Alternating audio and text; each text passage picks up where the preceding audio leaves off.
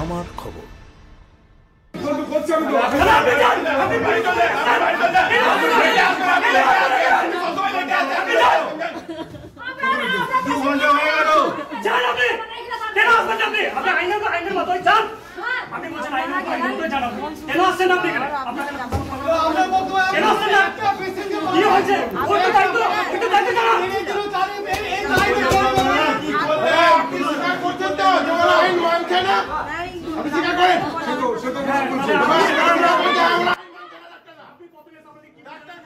রোগী মৃত্যুকে কেন্দ্র করে উত্তেজনা ছড়ালো সিউড়ি সুপার স্পেশালিটি হাসপাতালে।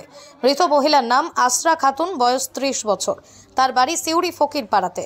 গতকাল শ্বাসকষ্ট নিয়ে ভর্তি হয় সিউড়ি হাসপাতালে, কিন্তু ঠিকমতো চিকিৎসা মেলেনি তার, এমনই অভিযোগ করছেন পরিবার। এরপরই ভোর 3টে নাগাদ মৃত্যু হয় আসরা খাতুনের। মৃত্যুর খবর শুনে উত্তেজনা সৃষ্টি হয় হাসপাতাল চত্বরে। চিকিৎসা না করা ও ভুল চিকিৎসায় মৃত্যু হয়েছে দাবিতে বিক্ষোভ দেখাতে শুরু করে মৃতের পরিবার। হাসপাতাল চত্বরে পুলিশ এসে পরিস্থিতি নিয়ন্ত্রণে আনে। কি বলছেন? রক্ত শেষ হওয়ার পরে একটা ইনজেকশন দিতে হয়, সেই ইনজেকশন দেওয়া হয়। ইনজেকশনের নাম কি স্যার? সেই ইনজেকশন একজন বল, যেটা যেটা একবার এই ব্লাড চাওয়ার সময় একবার বলে দেন, সেটা তো আমি জানি না। এটা জানবেন না আপনি? আপনি বলেন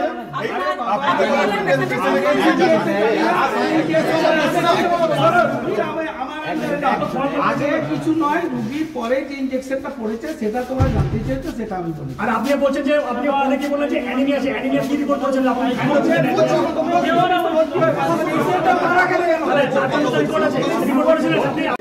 কি হয়েছিল পেশেন্টের? কি হয়েছিল? পেশেন্টের শুধু ব্লাড কম ছিল বলে ব্লাড চাপাতে এসেছিলাম হসপিটালে। কখন ভর্তি করেছিল? ভর্তি করেছিলাম বইকালে 4:30 5টা সময় করে।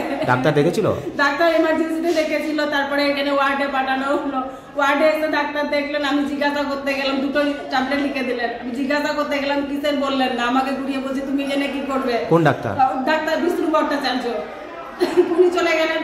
তারপরে কোনো ডাক্তার নাই, কিছু নাই। 2-3 ঘন্টা পর ব্লাড চাপানো হলো, সে রিকোয়েস্ট করে করে ব্লাড ব্যাংকে। তারপরে ডাক্তার আসেন নাই, তো সিস্টাররা ব্লাড দিয়ে চলে গিয়েছেন। আবার ব্লাড টেস্ট হলো, সিস্টারকে বলে এলাম। সিস্টাররা কিছু বললেন না, বলে চাকাটা নামিয়ে দাও। চাকাটা নামিয়ে দিয়ে আমি আমার বোনকে খাওয়ালাম, ওষুধ দিলাম, সব করলাম, ভালো ছিল। ঘুমাতে গেল, ঘুমালো একটু, তারপরে আবার শ্বাসকষ্ট উঠলো। ডাক্তার এসকে দত্ত এলো, উনি ইঞ্জেকশন আর দুটো ট্যাবলেট লিখে দিলেন। ইঞ্জেকশন আর ট্যাবলেট দেওয়ার পর থেকে শ্বাসকষ্ট বেড়ে গেল। তারপর থেকে আর দিদি কিছু বলতে পারলো না, ছটফট করতে করতে আমার দিদি চলে গেল। কি নাম ছিল তো তোমার দিদির? কোথায় বাড়ি ছিল?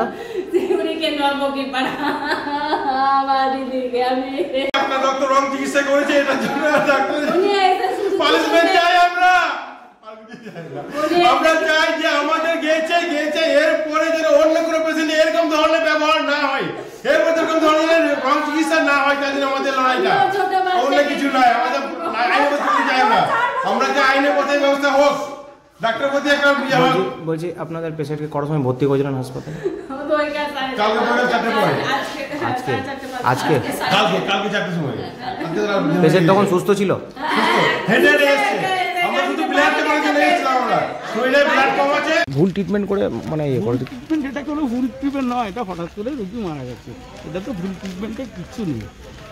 এটা ভুল ট্রিটমেন্ট হয়?